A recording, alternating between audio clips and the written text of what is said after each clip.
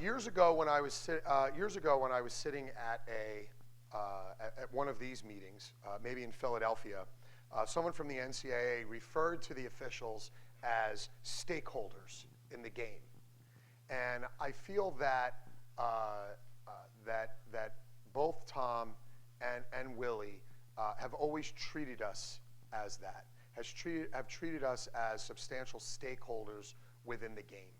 And there's a lot of positivity that comes out of that sort of relationship. It is certainly a relationship which we value a great deal. And but I do also want to remind everyone that this is not a democracy as it relates to rules and mechanics.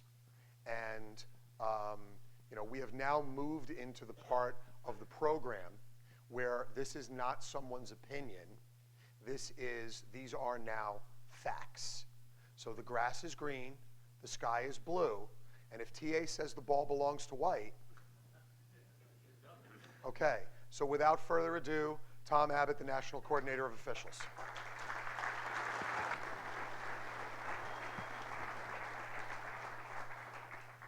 Thank you, PJ.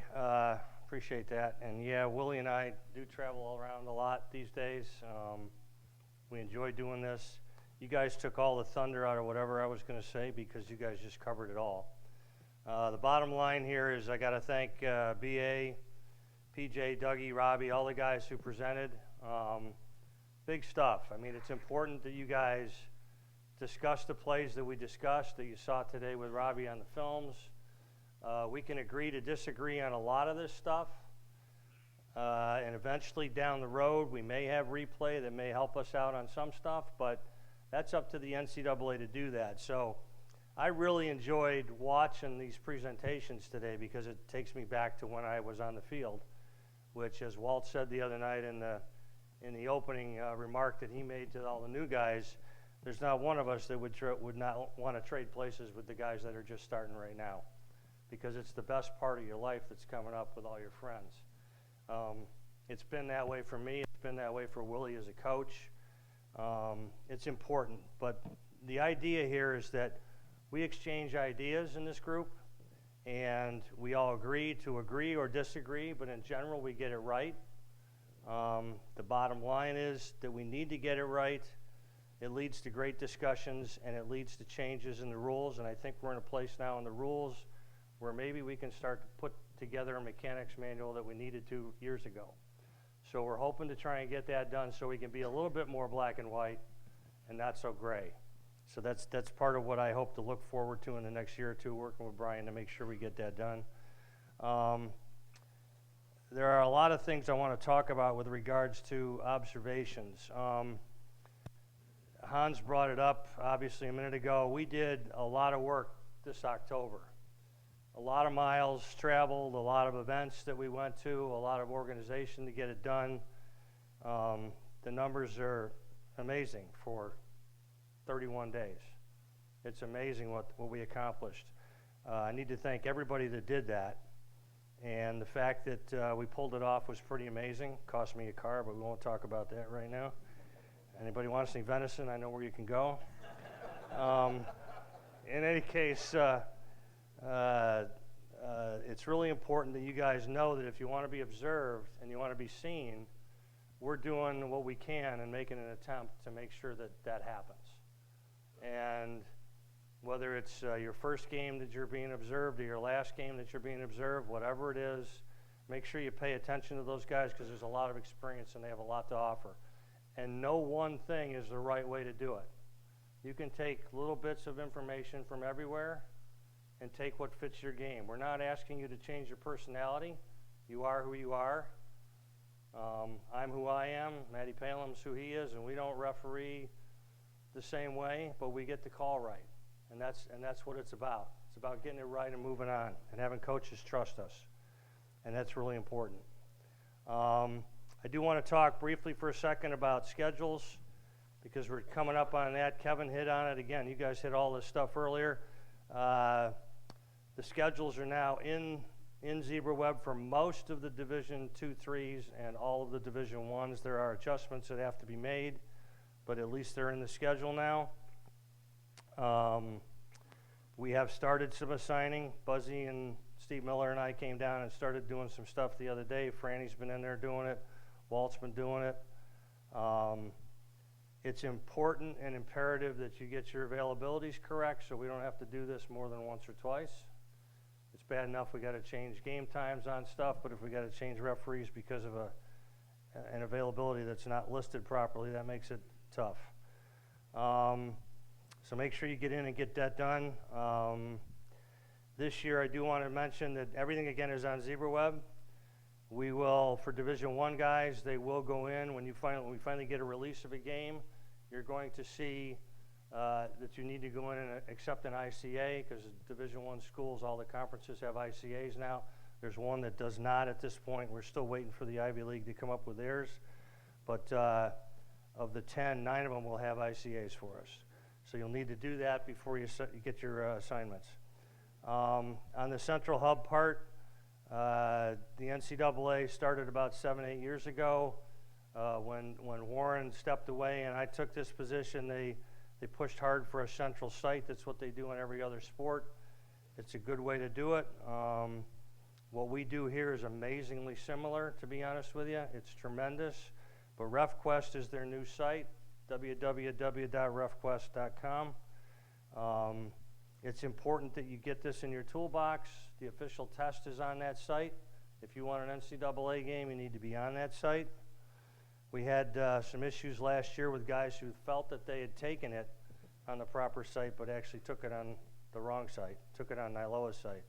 So this year, if you take it on RefQuest and you get it passing grade of 85% or more, you can send that to NILOA. That's the only test you have to take. So they accept that as well.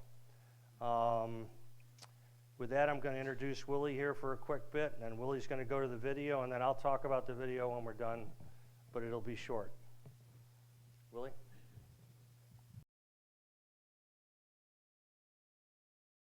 How much I appreciate being included in these meetings the last couple of years. I go way back to NILOA, before it was NILOA. It never existed, and it makes me proud to be in this room, see you guys organized like this, seeing the little sessions that you have. I'm really glad that I had a small role in this, years and years and years ago. I want to shout out Tommy Abbott and Brian Abbott for the work they do with the NCAA Rules Committee. They represent you guys really, really well. Your opinions about things rule-wise are very well represented by these two guys. With that in mind, I think it's important that with this new central hub that the NCAA has established, RefQuest, that you try and get on that, because that'll give you access to the rules survey that the NCAA does. There's all kinds of rule surveys. The NCAA is one that we take very, very seriously.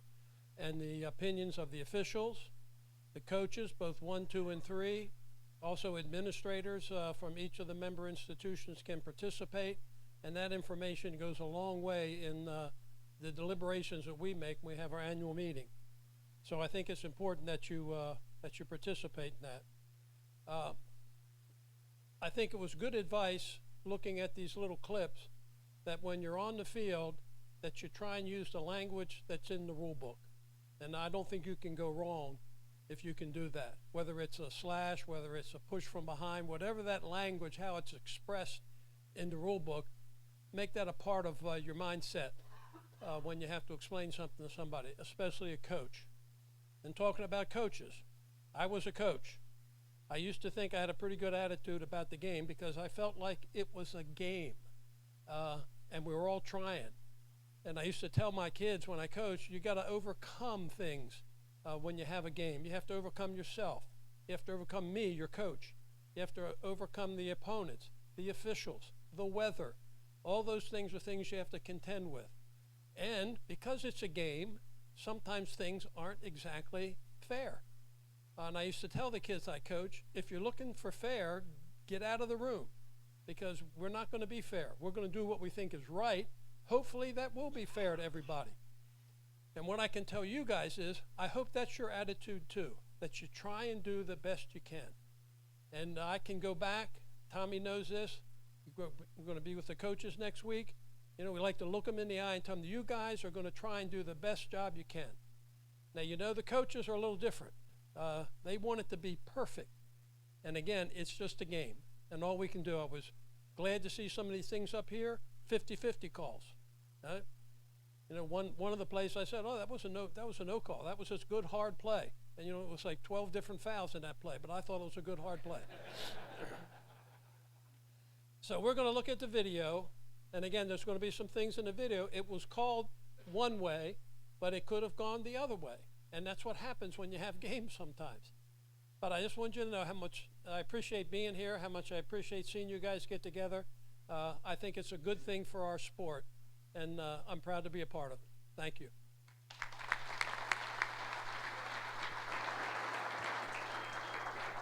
All right, we're going to have the rules video now. Tommy's going to orchestrate a little. So what we're going to do here is show the video. I'll talk about it afterwards. What I need to do is make a quick little statement about the stuff that Hans and the rest of the group did for observations. We're going to make sure that that information is relayed next week in Orlando to those guys. The coaches need to know. I need to thank them for their teams who participated in all those events and allowed us to do it. One of the things I forgot to mention is the NCAA. We talk about, you know, money a lot of times. Everybody wants money, this, money, that, whatever. The world is based on money. But the bottom line is there's contributors to all that stuff that we did for observations. NILOA kicked in their money.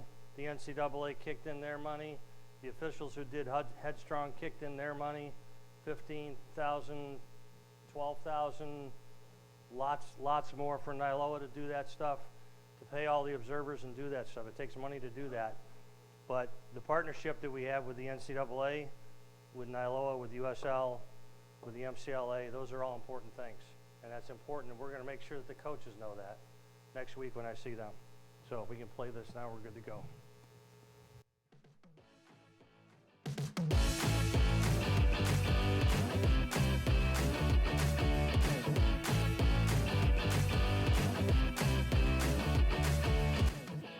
Welcome to the 2023 preseason NCAA Men's Lacrosse Rules and Officiating video. This presentation contains significant rules changes for the upcoming season, points of emphasis, and officiating guidance. Numerous video examples have been selected to illustrate and enhance the understanding of the rules for officials, coaches, and student athletes. Please note that there was no intent to embarrass any institution, coach, student athlete, or official with the selection of these clips. The Rules Committee would like to bring the following items to the attention of the men's lacrosse community through the points of emphasis. A full list of the points of emphasis can be found in the 2023 and 2024 NCAA Men's Lacrosse Rules Book. Players are required to properly wear their equipment as designed, including but not limited to shoulder pads, chest protectors, gloves, and arm pads.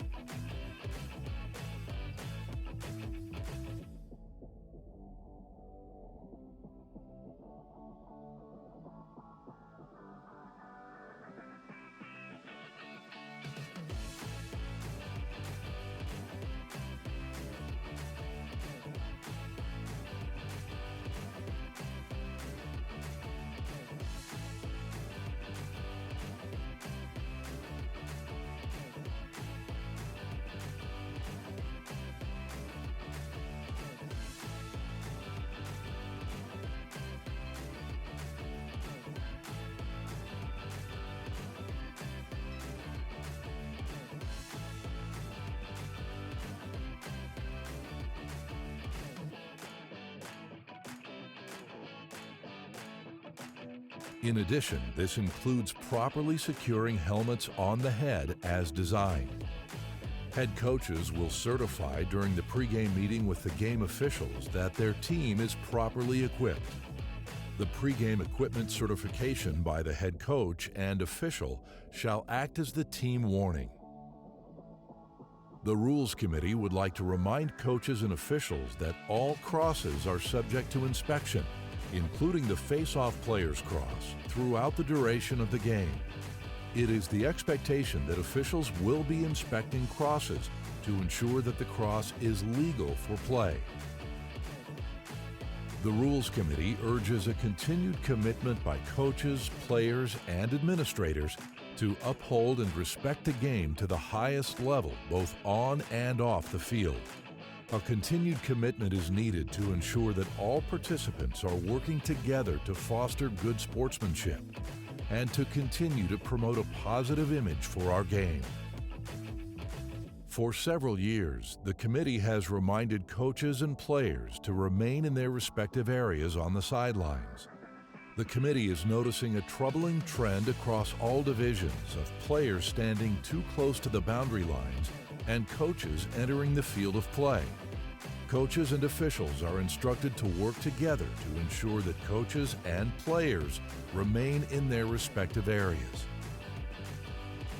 The Rules Committee is noticing an alarming trend in close games where the team on defense deliberately and/or intentionally fouls in an attempt to prevent the offense from a scoring opportunity. Officials have been instructed that this behavior is considered flagrant misconduct.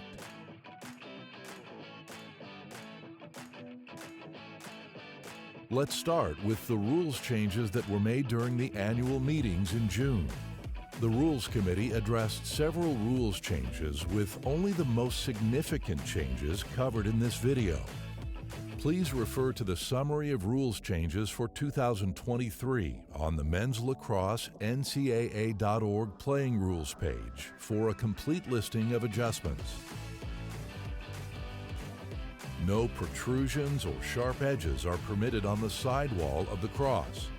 In addition, the cross shall not be able to hook on any part of the player's body or equipment, including the helmet.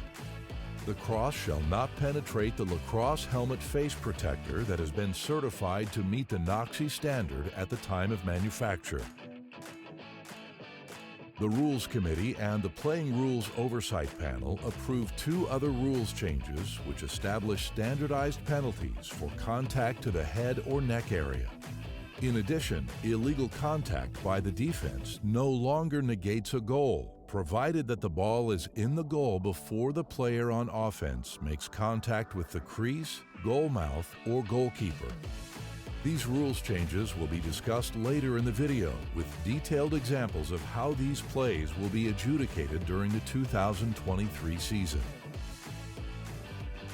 The following are good examples of offensive players taking the correct path to the goal and diving without landing in the goal mouth.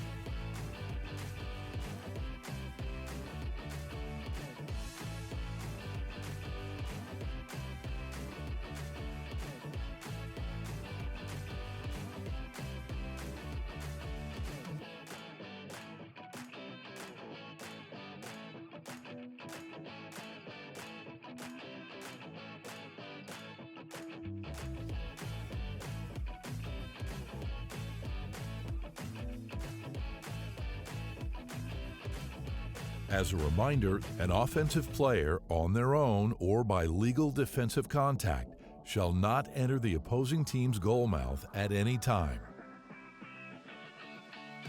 Due to the rules change that no longer negates the scoring of a goal due to illegal contact from the defender that forces the offensive player into the goal mouth or crease, the following examples are legal goals for the 2023 season.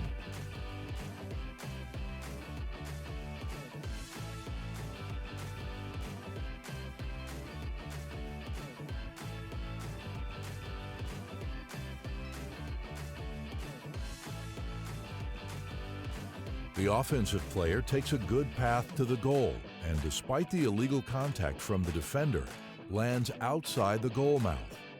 This type of goal counted last year and will count this year as well.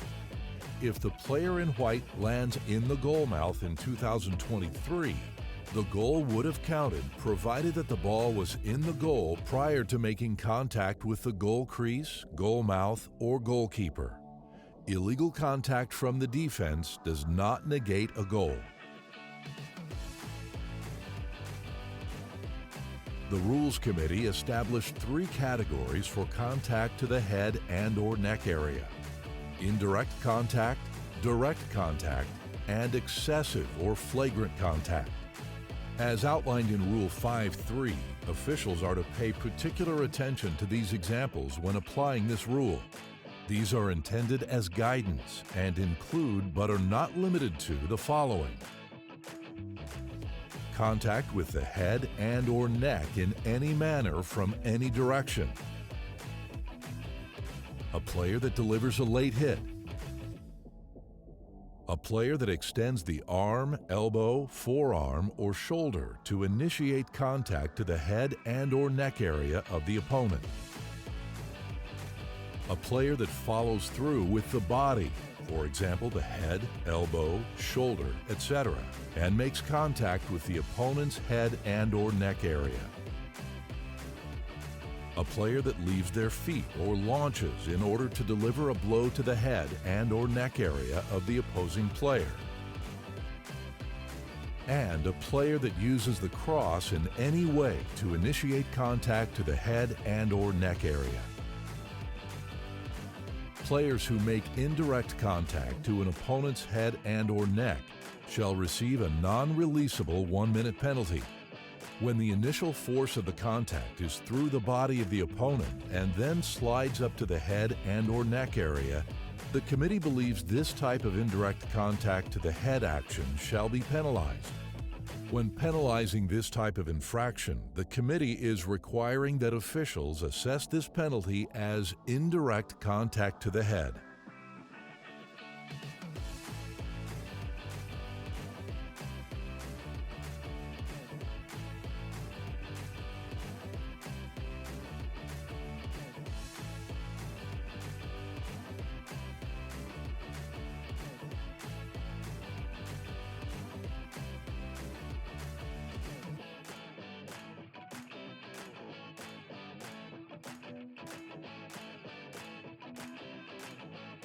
Players who make direct contact to an opponent's head and/or neck shall receive a 2-minute non-releasable penalty.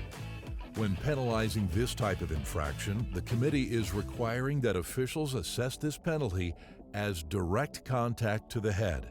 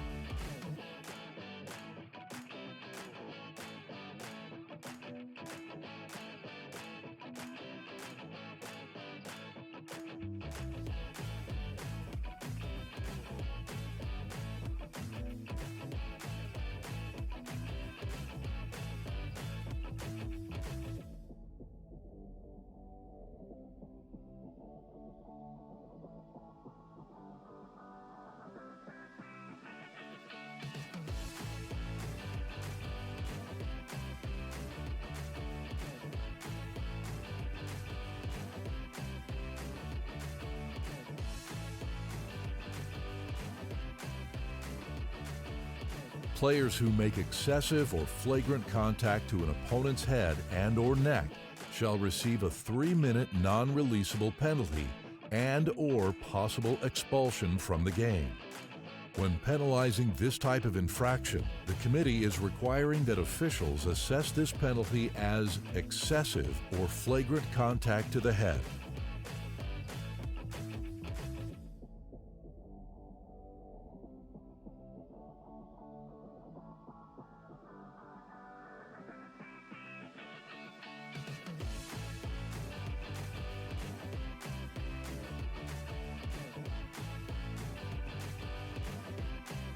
The following clips are examples of technical foul pushes without possession.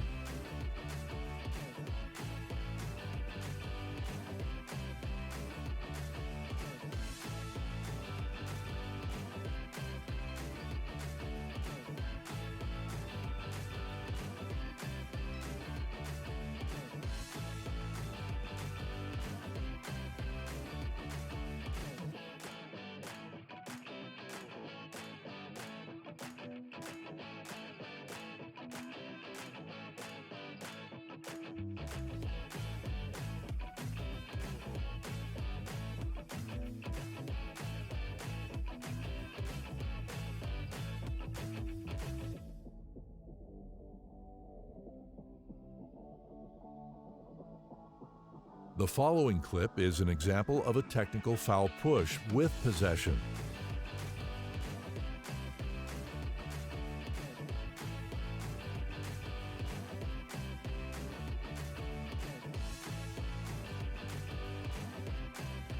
The official correctly called this penalty a push from behind.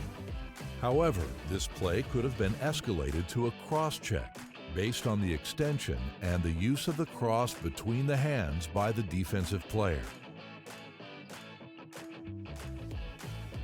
The following clips are examples of personal foul cross-checks.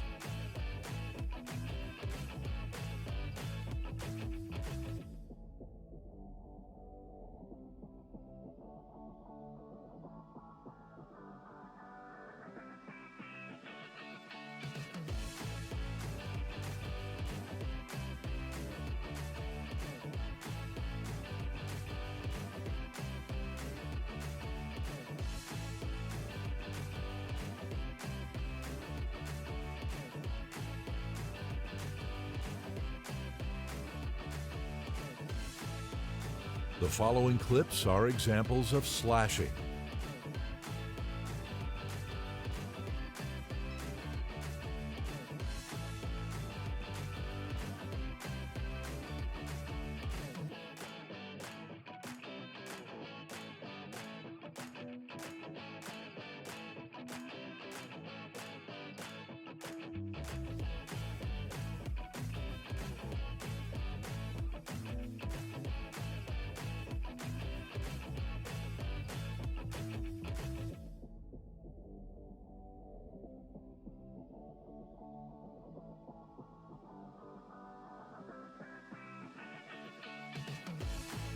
In this clip, the defender in white poke checks the player in red directly to the head and/or neck area.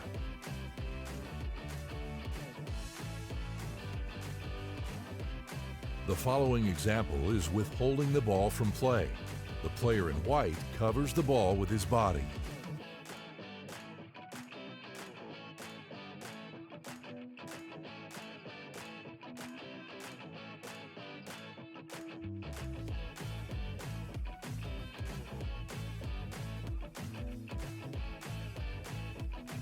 The Rules Committee has seen a positive trend in face-off play based on feedback from the membership.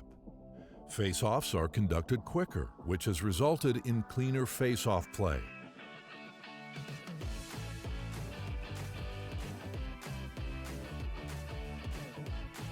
There is zero tolerance for a player to not be positioned properly to begin the face-off. The official in this clip immediately calls a violation and awards the ball to the offended team. Correct positioning to start a face-off requires proper top-to-stop alignment. The face-off players here are properly aligned after the official's down command. The player in white is positioned improperly as his glove is not on the ground. The game of lacrosse is seeing an emphasis on utilizing screens as part of offensive tactics. The committee reminds coaches and players that a legal screen requires the screener to stay within the vertical plane, including the cross, with a stance in which the inside of the screener's feet is not wider than shoulder width apart. The screener must be motionless if contact occurs. In addition, a screener shall not lean into the path of an opponent or extend hips into that path. Likewise, defensive players are not permitted to foul a legal screener. The offensive and defensive players do a great job of avoiding contact on a screen play behind the goal. The following clips are examples of legal screens.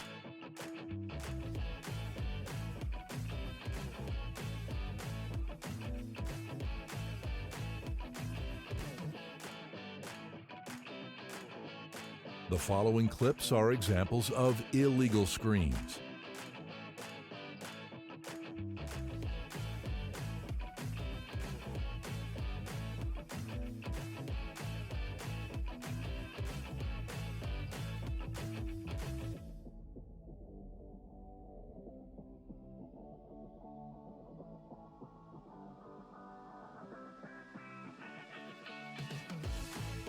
In this clip, the defensive player fouls the offensive player who is setting a legal screen.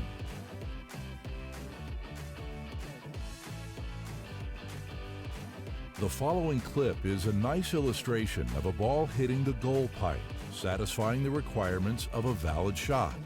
The shot clock is held as the ball returns to the defensive half. The player in red picks up the ball in the offensive half of the field, so the shot clock should be reset to 60 seconds.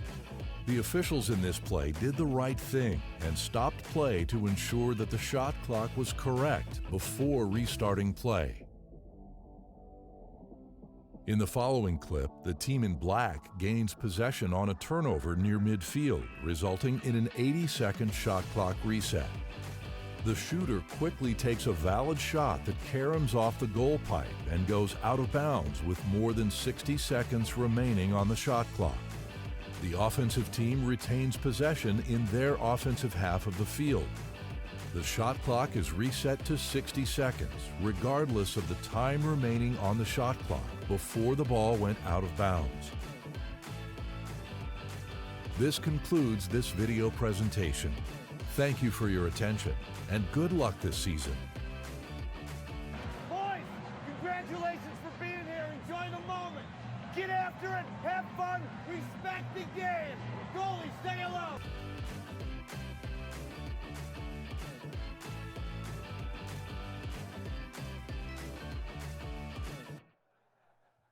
Honest to God, I had no say in it.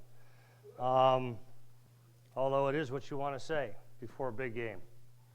I did something like that a few years back, reminding kids why they're here on Memorial Day after the planes flew over.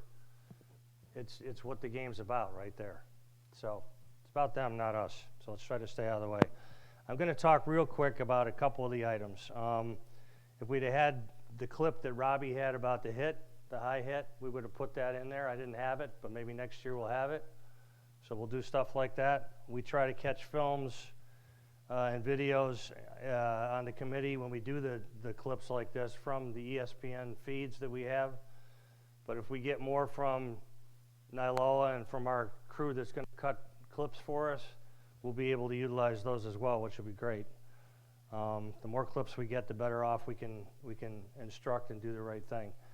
I want to first of all thank Timmy Bodan for his help on the rule book, because Willie and I would have nothing else to do for a month or two in the middle of summer to try and fix that, but I don't know how he does it. He's amazing. Timmy does a great job for us, so thanks. But getting back to this, to the stuff that's on the video, I think it's important that you realize that we have to cover in the video section. It's a national video for everybody, not just for the top guys, even though it's the top guys that we're looking at because of the clips. And we need to talk about the points that are hot topics on the surveys that we get with the committee. Willie and I don't vote, but we get all the survey results, and that's what stimulates all the talk about whether or not we're going to change a rule, whether the committee's going to change a rule. So we don't vote, but we just sit there and listen, and they ask our opinions, and you guys know that. Your input's important, so make sure that your input is there if you have that opportunity to do that. So we look at the clips, we make these decisions to put this clip in or this clip out. Again, we try to pick the teams that, we try not to show every team that, 100 times in a row. We try to pick Division 1, 2, and 3. It was great that Robbie had MCLA game in his one earlier. That was tremendous. We try to escalate from calls that are pretty obvious. Let's go to the crease plays, for example. The crease play, the first ones you saw were easy. The guy never went in the crease, never went in the goal mouth, not even challenged the crease area. The next ones were tighter, some really good moves by offensive players who were close and not much contact. Then you go to more contact. So the idea is that you build up, just like you do in a game. You have plays that are easy to call, plays that are not so easy to call, plays that are almost impossible to call. So that's really why we do it this way, to talk about it. The pushes were the same way. We escalated from this is a loose ball, this is a loose ball, this is a one in possession. The next one is correctly called a push, but it could be a cross check. Then we go to cross checks. The idea is that we want to make sure that everyone is aware of where we're going with the rules. We want guys to make calls. You can't referee an entire game and not throw a flag. I did several times when I was younger, but you can't do that today. I can't tell you how many times I reffed in the playoffs, D3 games, and I had 2 holds and a push, and Hansi had less than that, and they were all wiped out, and we finished the game with no man-ups. There are fouls out there. You have to game manage the way you need to, but we need to make calls. If you're out there to officiate the game, referee the game. I'm not telling you to call everything. You need to know that it's not a 50-50 call. You can't call 50-50 first minute of the game, you're in trouble. You got another 59 minutes where you got issues.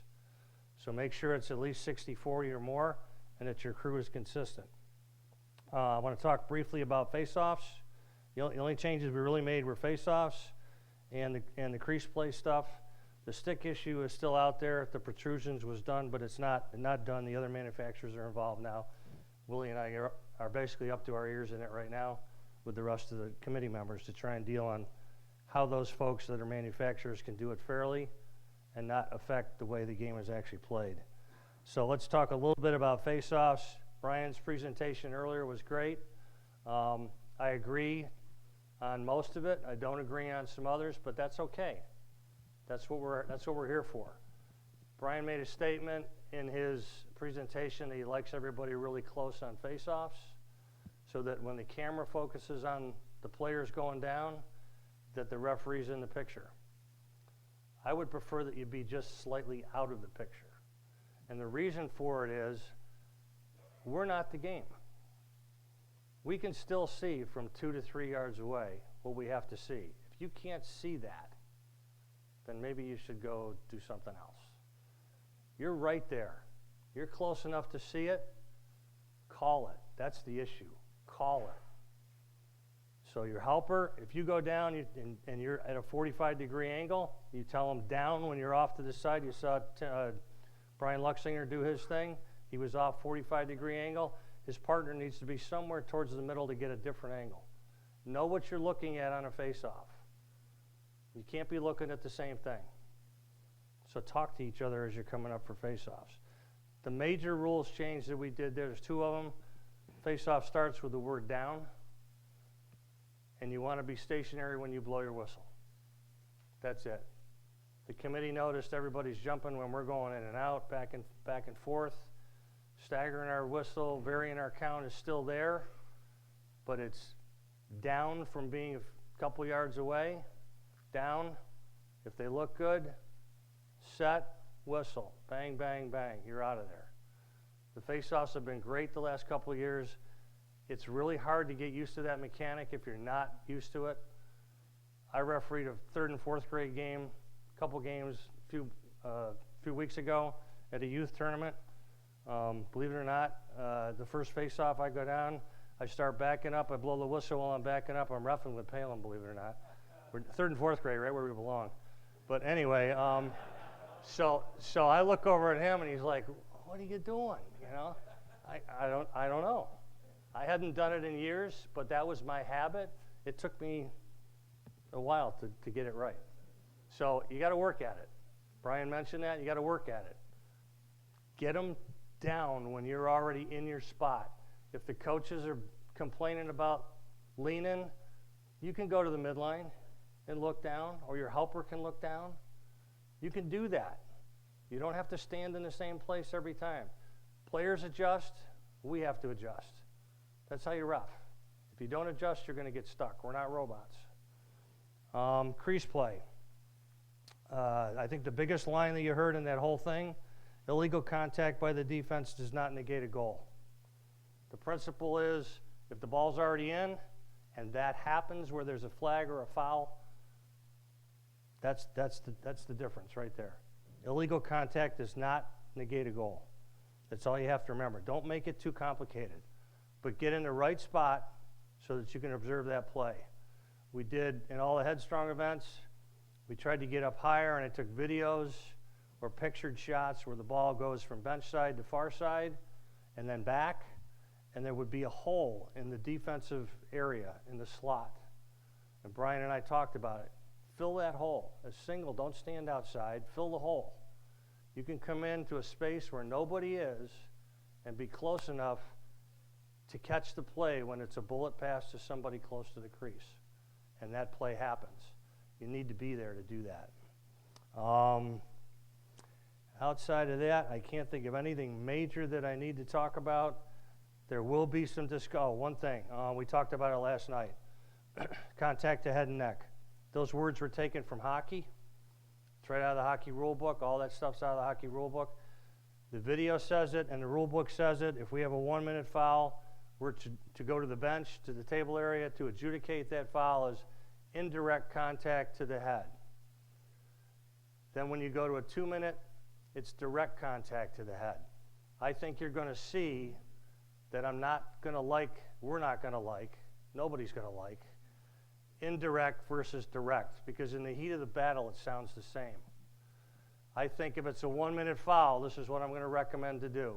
1-minute foul, it's a 1-minute foul, direct contact to the head and neck, full time. Okay? Don't say indirect. It's a hit to the head, it's a 1-minute foul. They're going to know it's a 1-minute foul. When it's 2 minutes, you say direct, they know it's 2 minutes. I don't want indirect and direct being misconstrued. And we did this with language that was in the book. It's very important that we do what the language says in the book, but I think you're going to see a memo come out that says we're going to do it a little differently. And I think it's important because you can't confuse those two issues. What do you mean? The coaches are going to complain. 3 minutes is another deal. Then you got to talk about whether or not you're going to throw them out. Outside of that, I have nothing unless you guys have questions. Timmy. Yep. Not sure how to turn this thing on, but help. Nope. There you go. So I guess one of the concerns that I have about the 1 minute for the contact to the head slash versus brush, I'm hoping that nobody is using brush as an excuse for not giving a 2-minute, to the head. With regards to what, Timmy? Let's say you have a garden variety slash to the head. The new rule says that's 2 minutes, locked in. I think I disagreed, to be honest with you. I disagreed with the fact that they put the poke check in as direct contact to the head. But we all know what a brush is, right? Right, And right. we don't want to start using brush as the excuse for not going to multiple minute fouls, non-releasable. No, I think the contact stuff, contact to head and neck, is essentially being based upon illegal body contact to head and neck. When you go to a slash, it's still the same as if it's a normal slash and hits a guy in the head, it's a 1-minute foul. You don't have to lock him in. Contact to head and neck is based on body contact to the head and neck And that's basically what it's about. It- Cross checks, vicious hits, not necessarily that one slash you saw, if he hit him in the head, that would be a different deal. So cross to the head is not covered by these 1, 2, 3 minutes and blah, blah, blah. It's, At this moment in time, no. It's still a slash. A slash is a slash. oh, Yep. Tommy? I think that's all I got. Anybody else got anything else? Oh, another one. Michael, you guys are too close.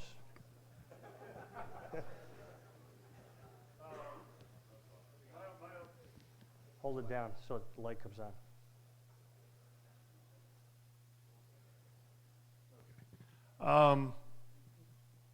With the hits to the heads, with the plays where it maybe starts out to be a clean hit, but the guy ducks, slips, and then you have the contact to the head. Happy to. Go ahead. Have a shot at it. What you are describing was incorrectly reported as a change of plane during the national semifinal. I didn't watch him. And what you are describing is a person who is standing stationary. An offensive player has the ball. That player then starts to go down, and the defensive player does not do anything other than stay where he is, and then there is contact to the head. That is not what I would deem, and I think I can accurately discern from Tom, that is not what he would deem as direct contact to the head, because this individual has not done anything, okay? As opposed to someone who is now going down, and I choose to go down with him. And now I hit that person in the head. I have now chosen to bend my knees, lower my body, and go down after them. That is the very definition of intent and direct. Perfect. Which is how I would read that as well. I just want to make sure if the guy was starting to do a clean hit, but because the guy's dodging and running through 2 or 3 people, and as he gets closer to the cage, he ducks down as the guy's coming in with a clean hit. Not Correct. that he lowers himself or anything. He starts out clean, and then the guy ducks, and then you have the contact. That's the kind of situation I was talking about. Yeah, Just to Mike, make sure. that's literally the deal. But that's why we get paid the big bucks to make those calls. The scenario is this. You know it when you see it, right, Peach? And we had a conversation sort of like this regarding crease play last night. Offensive player makes a great move, and he dives. He leaves his feet, and he's trying to get across the front top half of the crease. And the goaltender comes out to make contact to try and stop the offensive player from scoring as he is shooting. And the offensive player never entered the goal mouth. So, in my opinion, he's not in the goal mouth. He did the right thing. The goalie initiated contact to try and stop that play. So there's no foul on the offensive guy. He never entered that goal mouth area. So it's the same scenario. The offensive player ducked to try and get out of the way. If the defensive player goes down and hits him, then that's a penalty. Thank you, Tom. Anybody Thank else? you, Willie. We're good. Yep.